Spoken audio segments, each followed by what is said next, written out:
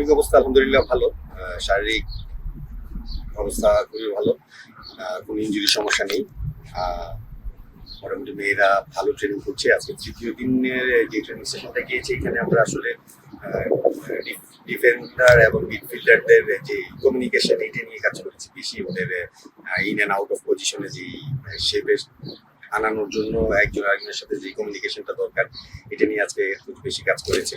পাশাপাশি আমরা finishing drill করেছি কিছু। তো আগামীকালকে আমরা একটা ম্যাচ খেলতে যাচ্ছি স্থানীয় ক্লাব কাসেম বন্দিদের সাথে। তো আশা করি এরা ভালো পারফর্ম করবে।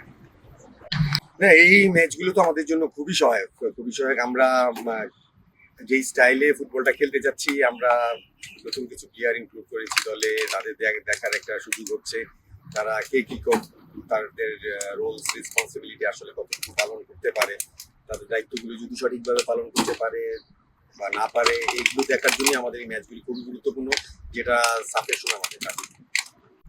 আহ, মিলি হাতে 3টে স্টিচ ছিল, আলহামদুলিল্লাহ শুকিয়ে গিয়েছে।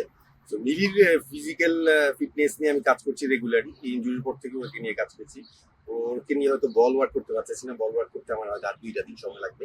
তো আগামীকালকে আমার যে ম্যাচ খেলবো, ম্যাচে আমরা স্বর্ণা এবং রূপনাকে খেলানোর চিন্তা ভাবনা করতেছি। মিলিকে নেক্সট ম্যাচ থেকে ট্রাই করবো ইনশাআল্লাহ।